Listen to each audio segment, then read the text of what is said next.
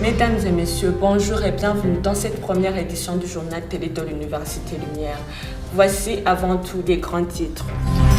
Plus besoin d'un séjour à l'étranger ou des séances en ligne, voilà le master qui vient compléter le baccalauréat dans les universités burundaises.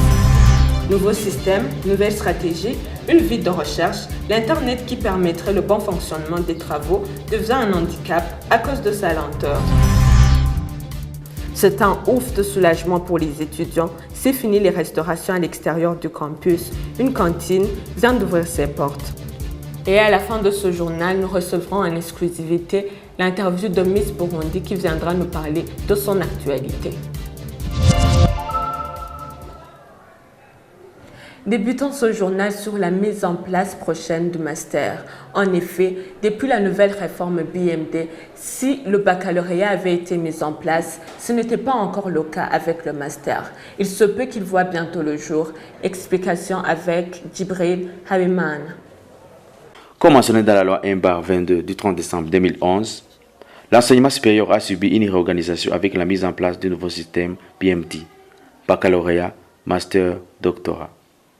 Le premier cycle baccalauréat est organisé sur 3 années, le master 2 années, le doctorat 2 années. Vous voulez, le système n'est pas beaucoup plus basé sur le nombre d'années d'études, il est basé sur ce qu'on appelle le nombre de crédits qui doit être validé par chaque étudiant, c'est-à-dire 180 crédits, 60 crédits par an, ce qui totalise 180 crédits par 3 années académiques. Cependant, si le premier cycle avait été mis en place, ce n'était pas le cas pour le master, dont les programmes déjà existants n'étaient pas encore rattachés au nouveau système. Il a d'abord formé les candidats bacheliers. La réforme a commencé avec l'année académique 2011-2012. Et donc, il fallait attendre que sortent les premières promotions et puis il fallait aussi organiser ces nouveaux programmes de master. Vu l'absence de continuité académique, certains étudiants s'occupaient comme ils pouvaient, tandis que d'autres prenaient l'option de poursuivre les études à l'étranger. Faire le master à l'étranger, vous voyez, ça demandait beaucoup d'argent. Un parent devrait d'abord collecter les fonds. Vous savez, nous les Africains, nous avons le goût d'ailleurs, mais c'est bon, ça demande beaucoup d'argent. La bonne nouvelle, c'est que la procédure de validation auprès du ministère de l'Éducation nationale du master serait dans sa dernière phase. On a déjà une commission qui travaille sur ce programme. Et je crois qu'on va finaliser la préparation des maquettes avec fin novembre. Et on souhaiterait que ce programme démarre avec l'année académique prochaine, c'est-à-dire l'année académique 2017-2018. Espérons que sous la nouvelle 2018, l'Université Lumière pourra proposer un large panel de masters s'inscrivant du premier cycle universitaire. Et justement, ce nouveau système qui repose plus sur un travail de recherche personnelle, considérant un service d'Internet déficient, peut poser problème pour les étudiants. Reportage Nika Kwizera. Les étudiants en faculté d'informatique de gestion sont en train d'essayer de se connecter avec le réseau de l'université. Malheureusement, le réseau n'est pas actif. C'est le désespoir total. Mais nous rencontrons des problèmes, surtout liés à la connexion Internet. On n'a pas cette connexion et même si elle est là, des fois elle est à faible débit. Donc je ne dirais pas que l'équipement est juste suffisant. Le vice-doyen de la faculté d'informatique nous explique les causes de cette faible débit. L'Internet que nous utilisons maintenant n'est pas adapté, je dirais, n'est pas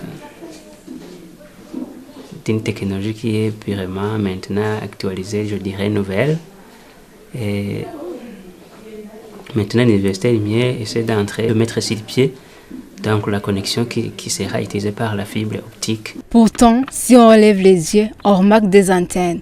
Donc, il y aurait bien un réseau. Mais malheureusement, celle-ci n'est pas accessible pour les étudiants du campus. Je me rappelle qu'un jour, j'essayais de me connecter sur le Wi-Fi de l'école. Mais de un, il y avait un code et de deux, j'ai vraiment jamais vu un étudiant qui est en train d'utiliser une connexion Internet propre à l'université. Donc c'est un grand problème. Parfois, les professeurs et les étudiants utilisent le modem ou les téléphones mobiles pour accéder à l'Internet. Mais la situation ne les avantage pas tous. Cela est un obstacle parce qu'ils ont des cours qui ne peuvent pas bien dispenser sa connexion de l'université.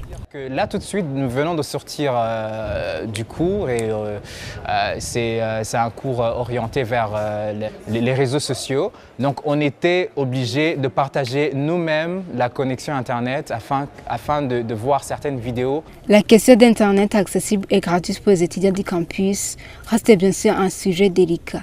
D'ici là, les étudiants devront se contenter des méthodes de recherche traditionnelles. Ce fut une très grande satisfaction de la part des étudiants et des professeurs. La nouvelle cantine au sein de l'Université Lumière a enfin vu le jour. Pour ceux qui n'ont pas encore eu l'occasion de s'y rendre, Chimène et Alfred nous emmènent à la découverte des lieux avec les premières réactions des étudiants. À chaque rentrée académique, les autorités de l'Université Lumière de Bujumbura cherchent toujours à améliorer la logistique. Cette année, on a pu constater des gros travaux. En effet, la cantine tant attendue a ouvert ses portes mi-octobre au sein du campus Mutanga Nord. Je suis très content parce que c'est tout proche, c'est à l'intérieur de l'université. Avant, on était obligé d'aller un peu loin. J'ai trouvé ça génial parce que c'était la première fois qu'on fréquente la cantine d'ici. Des fois, je me rendais plus loin pour acheter de quoi manger, mais maintenant, c'est tout près. Elle a été rénovée, elle est plus accueillante et chaleureuse que celle d'avant. Beaucoup d'étudiants viennent de loin et n'ont pas l'opportunité de rentrer chez eux à midi. Cette cantine est l'occasion de se restaurer lors des journées continues. Pour les gens qui viennent de loin, de Kinindo par exemple, ça leur permet d'avoir quelque chose à manger parce que des fois on fait des gangs uniques. Je ne suis pas obligé de sortir maintenant de l'université pour aller manger en dehors. Ça a changé quelque chose dans ma vie. Avant, on était obligé d'aller à l'extérieur de l'université pour trouver quelque chose, mais là, c'est plus pratique, on n'a pas besoin de trop bouger.